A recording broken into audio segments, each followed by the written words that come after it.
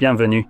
Et pour ma part, j'ai le Motorola Moto G77 et je vais vous présenter le déballage ainsi qu'un rapide aperçu des spécifications de l'appareil et de la qualité de fabrication de ce que Motorola a conçu.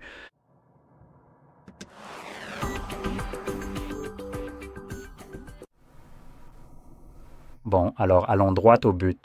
Je tiens à préciser rapidement que je ne suis sponsorisé ni par Motorola, ni par qui que ce soit d'autre, donc je peux dire tout ce que je veux à ce sujet, ce qui est franchement génial. Bref, en ouvrant ici, je peux déjà voir qu'on n'aura très probablement pas de chargeur dans la boîte, car c'est un élément oublié. Apparemment, on n'a plus besoin de recharger nos téléphones. Il est livré avec cette coque assez moche, qui est fournie d'office dans la boîte, et qui a l'air assez bas de gamme. Elle est un peu abîmée, mais bon.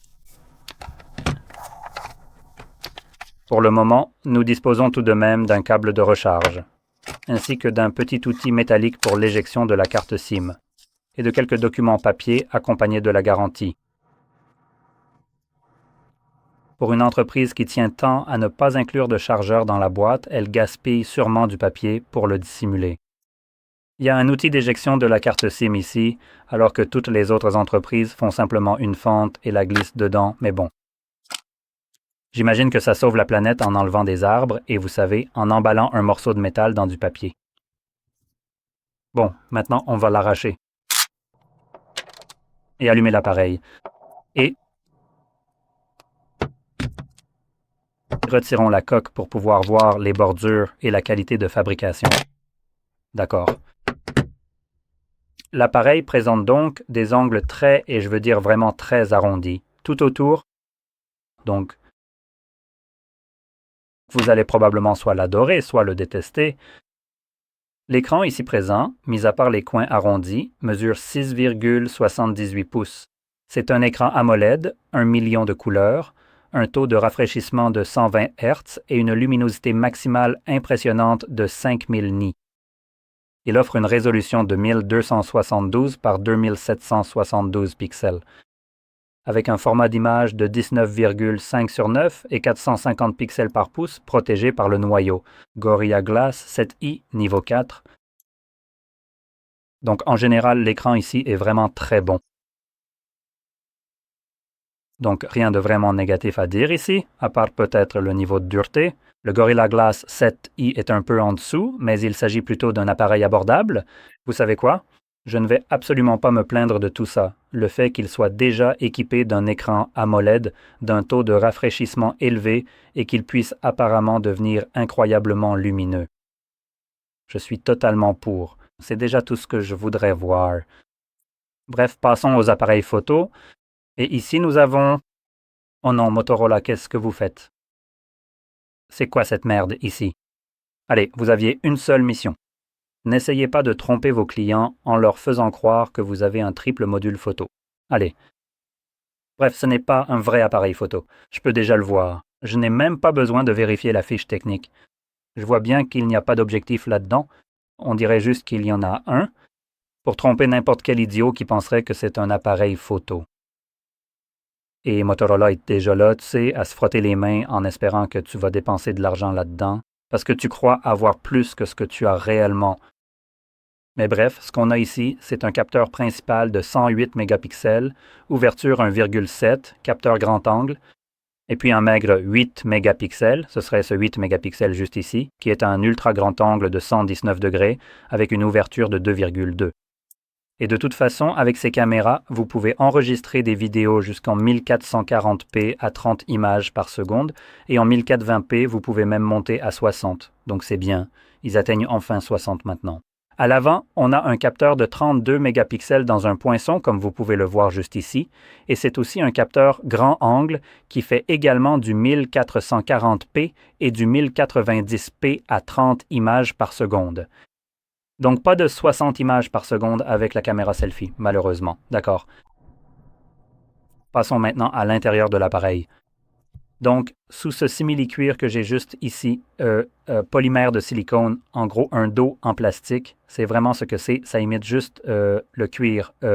On a une batterie de 5200 mAh en dessous, et elle peut être rechargée à 30 watts, ce qui, pour ce prix-là, je dirais que c'est correct, rien de vraiment mauvais, mais ce n'est pas non plus exceptionnel. Je dirais que donc il est livré avec 8 gigaoctets de RAM, un processeur Dimensity 6400 et il existe en version 128 gigaoctets de stockage ou 256. Maintenant, si je prends ceci, il y a un stockage extensible. Donc, vous pouvez opter pour la version 128 gigaoctets d'entrée de gamme et simplement ajouter une carte SD et ça devrait suffire. C'est donc agréable à voir. Bon, passons maintenant à la qualité de fabrication. Nous avons un cadre en plastique. Tout est en plastique. Dos en plastique. Peu importe la version que vous choisissez, vous avez soit le silicone, le polymère, le simili-cuir écologique, qui est ce que j'ai ici, donc du plastique, ou alors tout simplement, je pense, du plastique. Et nous avons notre bouton d'alimentation sur le côté droit. Et juste au-dessus, nous avons les boutons de volume. En haut de l'appareil, on retrouve le logo Dolby Atmos. Mais clairement, vous n'allez pas obtenir un vrai son Dolby Atmos avec cet appareil. Soyons totalement honnêtes. Il n'y a que des haut-parleurs en bas. À ma connaissance, on ne peut pas vraiment défier les lois de la physique pour l'instant. Donc, vous savez, le son spatial ne peut pas venir de nulle part dans l'espace. Donc, cela ne diffusera le Dolby Atmos que, vous savez, à partir d'une seule zone, ou peut-être aussi via l'écouteur ici. Mais au mieux, ce serait comme écouter de l'audio spatial sur un système 2.1 ou 2.0 dans ce cas. Donc, vous n'avez que deux haut-parleurs, un en haut et un en bas. Et peu importe ce que vous faites, le son ne viendra jamais d'au-dessus de votre tête comme le ferait normalement le Dolby Atmos. Et par exemple dans un environnement home cinéma. Mais en tout cas, c'est là pour une raison quelconque. Juste à côté, nous avons, je crois, un microphone à réduction de bruit. Ensuite, sur le côté gauche, on trouve le tiroir SIM ou SD que j'ai déjà retiré. En bas, nous avons notre port de charge Type C, un autre microphone et la grille du haut-parleur. Et c'est à peu près tout ce qu'il y a à dire sur le téléphone. Passons maintenant au prix. L'appareil coûte environ 300 €, à peu près. Donc là d'où je viens, quand j'ai vérifié, il coûtait 1300 zlotys.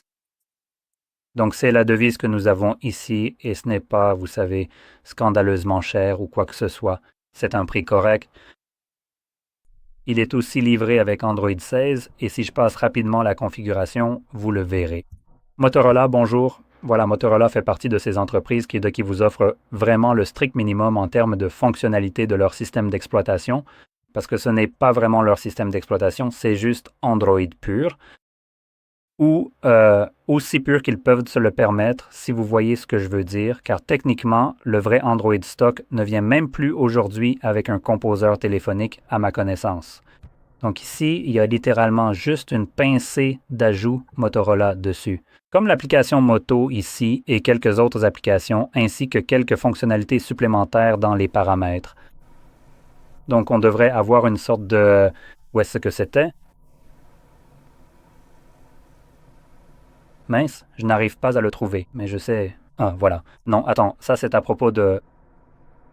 Ils ont quand même ajouté une petite touche ici, vous savez, juste quelques petites fonctionnalités propres à Motorola.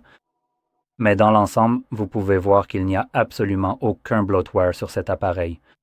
Si on ne compte pas les applications Motorola, voyons donc si on peut vraiment s'en débarrasser. Retirer du dossier, non, on ne peut pas. Et celui-ci? Impossible pour celui-là. Impossible pour celui-là non plus. Bon, donc malheureusement, on ne peut pas se débarrasser des applications Motorola. Mais à part ça, il n'y a aucun jeu pourri préinstallé. Il n'y a pas non plus Netflix, Spotify ou toute autre saleté qu'on retrouve chez d'autres marques qui vendent leurs appareils 2 fois plus cher. Bref, dans tous les cas, il existe, je dirais, une alternative à cet appareil qui sera, je pense, un peu mieux placé niveau prix, si je me souviens bien. Voyons voir. Il y en a deux que je vais vérifier rapidement. Celui-ci serait le premier et celui-là est l'autre. Côté prix, on est même sur quelque chose de moins cher D'accord, c'est super et celui-ci, ok, celui-ci est beaucoup plus cher, donc on l'élimine, d'accord. Donc, le téléphone que je recommanderais probablement à la place de celui-ci, qui n'a peut-être pas Android stock, je vais être totalement transparent là-dessus, il est clairement beaucoup plus personnalisé sous Android. Pour lui donner un aspect unique et en accord avec l'image de la marque, plutôt que ce qu'on a ici, qui est simplement Android stock. Donc, si vous cherchez ce genre de système très minimaliste, ce sera probablement l'un des seuls téléphones que vous pourrez vraiment trouver de nos jours. Qui propose cela à part peut-être le Pixel, mais même le Pixel a beaucoup plus de choses ajoutées par-dessus son propre système d'exploitation comparé à ce que fait Motorola. Donc si vous considérez que Google propose un système plus encombré que Motorola, alors cela devrait vous donner une idée de ce que vous obtenez ici. Mais dans tous les cas, si cela ne vous dérange pas, il y aura tout de même quelques éléments supplémentaires au niveau de l'apparence. Vous pouvez obtenir un appareil moins cher qui est en réalité meilleur que celui-ci. Donc celui dont je parle, plus précisément, le nom de l'entreprise, c'est Nothing. Et ils ont ce téléphone qui fait plutôt partie de leur gamme économique, le CMF Phone 2 Pro. Comme je l'ai dit, je ne suis sponsorisé par personne ici, donc je recommande cet appareil parce que je pense sincèrement que c'est un très bon choix. Et je vais rapidement passer en revue la comparaison des spécifications et ce que vous obtenez, donc très rapidement. En termes d'autonomie, on est sur à peu près le même type de batterie. Elle est seulement 200 mAh plus petite que celle que nous avons ici, ce qui n'est pas énorme. Mais elle peut se recharger jusqu'à 3 watts plus vite, donc 33 watts, même quantité de RAM. Mais le principal avantage sera le processeur de cet appareil. Ici, nous avons le Dimensity 6400. Maintenant, le téléphone CMF est équipé du Dimensity 7300 Pro. Donc, en comparaison, c'est un peu comme comparer, vous savez, le téléphone CMF est doté de quelque chose qui est considéré comme une option de gamme supérieure. C'est un peu comme si vous regardiez les appareils Samsung quand vous avez la gamme S et la gamme A. Ce sont comme deux gammes totalement différentes, mais c'est un peu similaire. Donc, quand il s'agit de processeurs, il y a des générations. Chaque année, ils en sortent de nouveaux et il y a aussi différents niveaux. Par exemple, vous avez les Snapdragon 6, 7 et 8. Et chacun d'eux est en quelque sorte conçu pour un marché différent.